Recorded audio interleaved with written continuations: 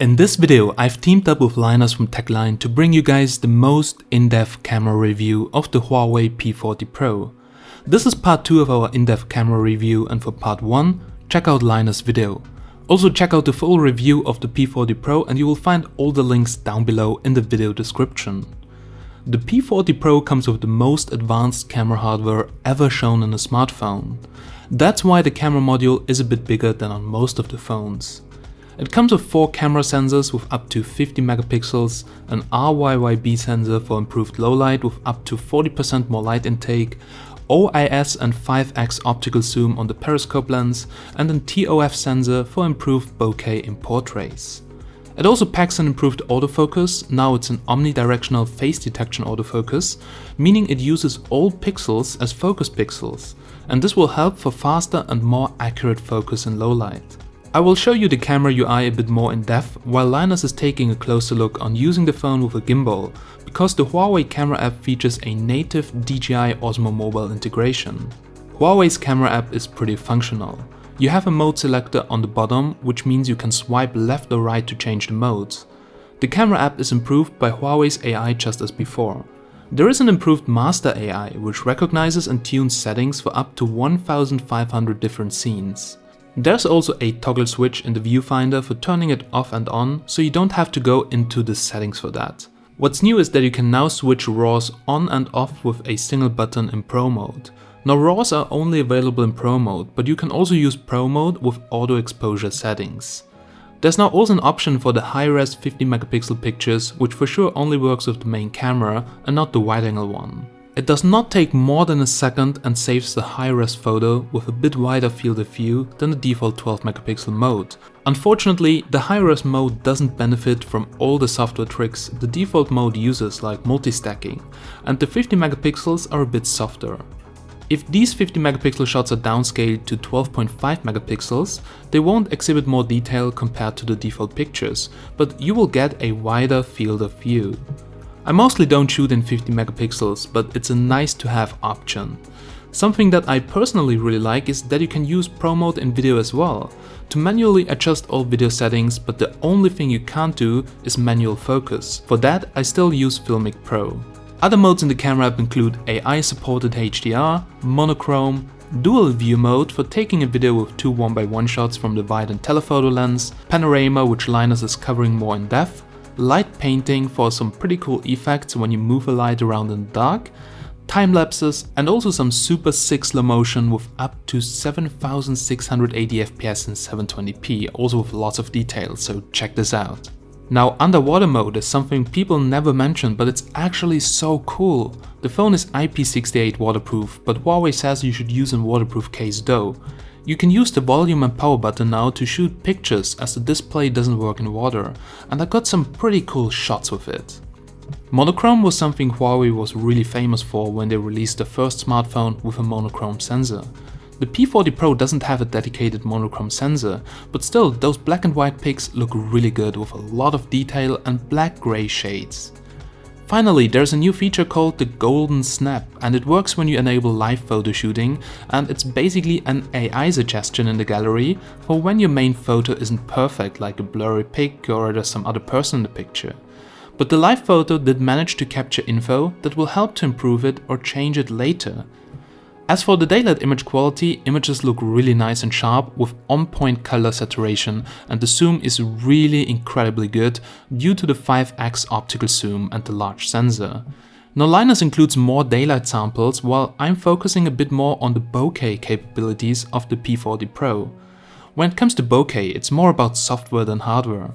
The P40 Pro also features an upgraded multi-spectrum color temperature sensor, and it has AI automatic white balance algorithms for even more accurate color balance when taking portrait shots. In aperture mode, you can choose the simulated aperture in the range from f0.95 to f16. Post-shot, you can also change the aperture and the desired focus point within the gallery. In portrait mode, you can enable and disable the background blur, but you can also choose the bokeh shapes, circles, hearts, swirl or discs. I took some pictures and they turned out to be really good, check them out. You can also opt out for simulated lighting, and you can add some beautification on the scale from 0 to 10. I've tested the portrait mode in daylight and sundowner light, and I have to say it does extremely good with an almost perfect object separation, and it looks way more natural than on the previous Huawei phones. Huawei has improved their AI to look at the eyebrows to match skin tones, and also the hairline for perfect object separation. Now let me know what you think about my shots down below, but to be honest, with this phone I rarely think about taking out my DSLR for taking Instagram pictures. I also took quite a few images in aperture mode, and I can't say that all of the pictures are perfect, but you can definitely achieve some nice results in most of the shots. For more pictures, check out Linus part 1 of this comparison. The zoom is one of the most impressive parts. While Linus has taken plenty of zoom shots, I focused on comparing it with my DSLR and a 70-200mm lens. As you see here, there is no competition between a DSLR and a smartphone camera in terms of image quality, as if I zoom in from the already good 200mm optical one, I get a really sharp and crisp image. The Huawei loses here in terms of quality, but still it's so convenient as you got the zoom in your pocket and you don't need to carry 6 kilograms of camera equipment. Now let me know what you think about the zoom, and Linus has also some more zoom pics in low light, so check them out as well. Now let's talk about low light, and here I can say Huawei is currently class leading in low light. Almost every new camera nowadays can take great pictures when there's plenty of light, but the challenging part is still taking great pictures when it gets dark. I've taken portraits and pictures in some dim light and at night, and Huawei is doing incredibly well in auto mode. Night mode isn't really needed mostly, except you really know which shot you want to take, as it really depends on where you're focusing and how it measures the exposure at this point. I've noticed that auto mode already performs incredibly well in low light. The pics have great level of detail, balanced exposure, good colors, very low noise and the perfect sharpness. Now night mode just improves the visibility and detail in the shadow and works good with the main camera. With the wide-angle lens, however, night mode images turn out to be a bit soft, so I would always use the main camera if possible. The main selfie camera on the Huawei P40 Pro has a very similar sensor to the P40 Pro, so we have that same 32 megapixel sensor, but the lens is an f2.2 26mm lens, and for the first time in the Huawei flagship, the autofocus is not fixed and it's working really good. So the quality of the selfies is very good, even though the resolution is a bit high. Now check out Linus for some more low light selfies as well. So when it comes to video, you get a choice between H.264 and H.265 codecs, and H.264 4K 60 footage gets a bit low bitrate. Now 4K 30 is actually the go-to choice, as it has 50% more bitrate and the footage is more sharp as well. Also in low light, always shoot 30 FPS. Now Linus is more focusing on 4K 60, so check out his footage for 4K 60, while we gonna focus on 4K and 1080p in 30 FPS. When shooting in 1080p resolution with the main camera, the P40 Pro bins 16 pixels into one, making for very sharp footage and as wide as possible field of view. With manual video mode you can shoot up to ISO 51200 for super low light quality. Now the only thing where I see room for improvement is that you can't choose the camera lenses in video mode. You can zoom seamlessly up to 15x, but you can't switch the lenses with a single tap, like for instance on the iPhone. The main camera captures very good video with excellent contrast. 4K footage has very good detail in 30 FPS, but a noticeable drop in sharpness at 60 FPS. There's virtually no difference between the 1080p modes, and 60 FPS in 1080p is as good as 30 FPS. So here are some video samples.